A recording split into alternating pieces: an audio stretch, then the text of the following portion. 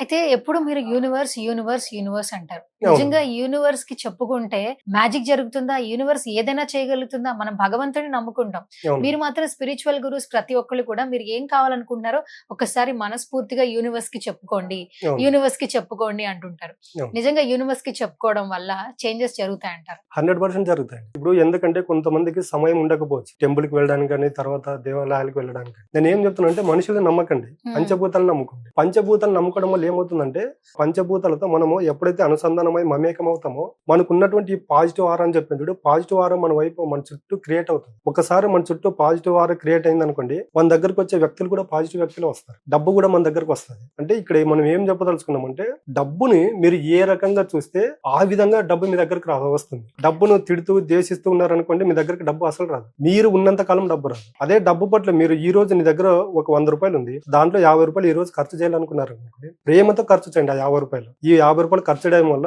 ఈ బెనిఫిట్ నాకు పొందింది. దీనికి మూల కారణమైనటువంటి డబ్బుకు ఈ క్షణంలో నేను మనస వాచ కర్మన త్రికరణ శుద్ధిగా కృతజ్ఞత భావం తెలుపుకుంటున్నానని ఖర్చు చేయడం వల్ల ఏమవుతుందంటే, ఆ డబ్బు మనం ఏదైతే ఖర్చు పెడతామో దానికి రెట్టింటి డబ్బు ఏదో ఒక రూపంలో మన దగ్గరికి తీసుకురావడం జరుగుతుంది. మనం ఏం చేస్తున్నామంటే, మనం ఉదయం లేచినప్పటి నుండి రాత్రి పడుకోబోయే వరకు మొత్తం వ్యవహారం అంతా డబ్బు చుట్టూనే తిరుగుతూ ఉంటుంది. ఈ సమయంలో మనం ఏం చేస్తున్నామంటే, కనిపించిన ప్రతి ఒక్కరి దగ్గర బంధువులు కావచ్చు, స్నేహితులు కావచ్చు, భాగస్వాములు కావచ్చు, ఎవరి దగ్గర అయినా డబ్బు గురించి నెగిటివ్ ఎక్కువ మాట్లాడతారు. ఈ డబ్బు గురించి నెగిటివ్ ఎక్కువ మాట్లాడడం వల్లనే ఈ రోజు మనిషి ఆర్థికంగా డెవలప్ కాలేకపోతున్నాడు. మీరు అదే చెప్పాను కదా 3 కేటగిరీస్ అని.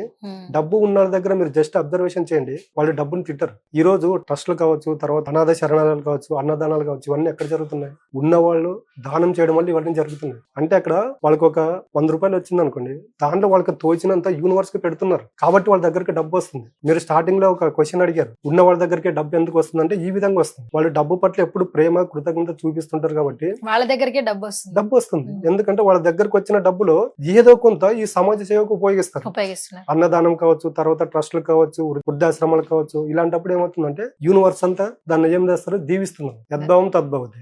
నువ్వు అక్కడ ఖర్చు పెడుతున్నావు కాబట్టి నీ దగ్గరకు డబ్బు వస్తుంది. ఇక్కడ మధ్య తరగతి దిగువ తరగతి డబ్బు పట్ల వ్యతిరేక భావంతో ఉన్నారు కాబట్టి వాళ్ళ దగ్గరకు డబ్బు రావట్లేదు.